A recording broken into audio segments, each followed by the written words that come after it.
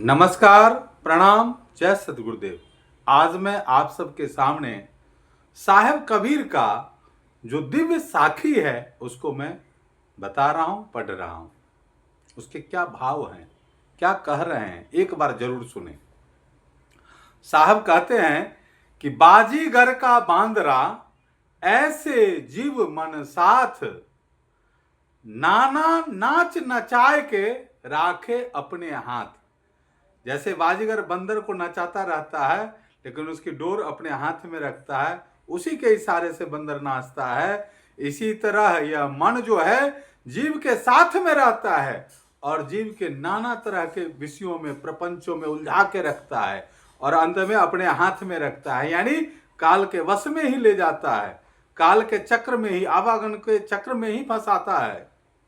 आगे क्या कहते हैं, यह मन चंचल चोर है, यह मन झूठ ठगहार, मन मन करी सुर मुनि गए मन के लक्ष्य द्वार।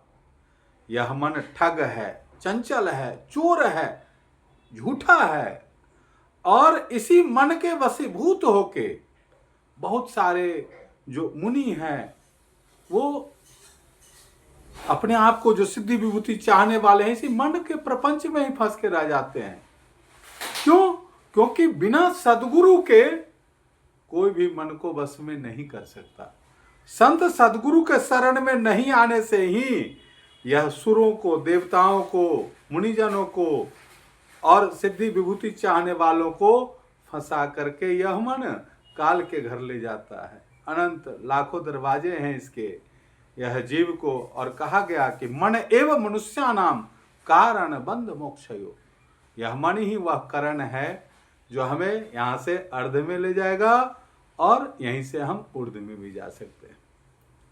तो इसलिए सभी संतों ने यही बताया है, यह मन बहुत चंचल है, हठी है, दुराग्रही है, जीव को काल के घर ले जाने वाला यही है। अगर इसको मुकृत नहीं किया, शुद्ध नहीं किया, निर्मल नहीं किया, चाहे रामचरितमानस ले लें, साहब का संदेश ले लें और आप गीता पढ़ लें, चंचला ही मन कृष्णा परमार्थी बल दृढ़ तस्याहम निग्रह मन्ये वायु रूपसो दुष्करम। तो वह अर्जुन कह रहे हैं, कौन? जिनको इंद्रियों पर जो विजय हासिल किए थे और जो बचपन में ही लक्ष्य को देखते थे, चिड़िया की केवल आंख देखते थे, ऐसे अर्जुन भी मन को वश करने में घबरा जाते हैं। तो इस तरह के मन से कैसे बचेंगे हम सब? इसलिए एक ही उपाय है, सदगुरु शरण में ही आना। सदगुरुदेव की सेवा जो है उसमें अपने आप को तन मन धन और वाणी से लगा देना, अपने आप को ही समर्पित कर देना, झोंक देना पूरी शक्ति एनर्जी से।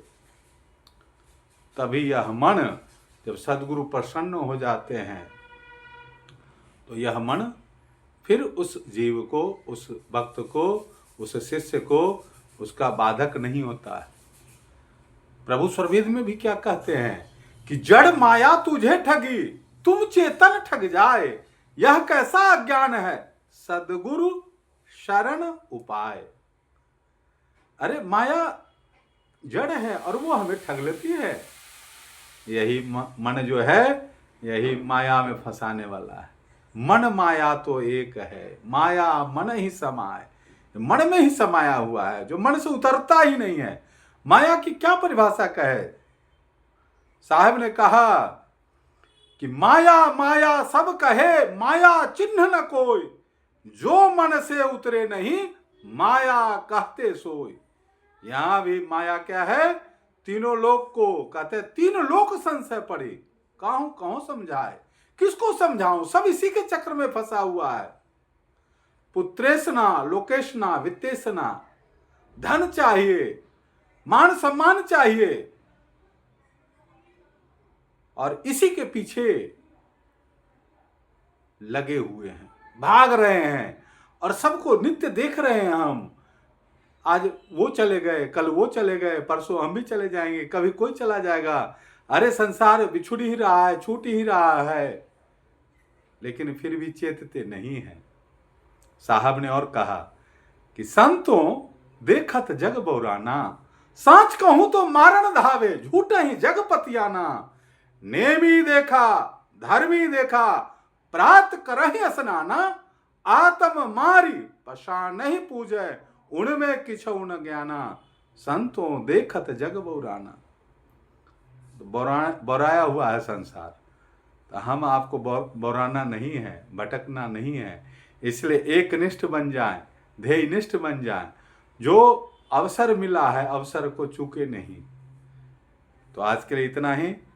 सदगुरु प्रभु से विनती है, परमात्मा से प्रार्थना है कि हम सब की भक्ति जो है दृढ़ होती रहे, श्रद्धा बढ़े और एक दूसरे में प्रेम करते हुए, एक दूसरे को सहारा देते हुए इस संसार सागर से पार हो जाएं। यही कामना के साथ आज मैं यहीं विराम देता हूं। जय सद्गुरुदेव।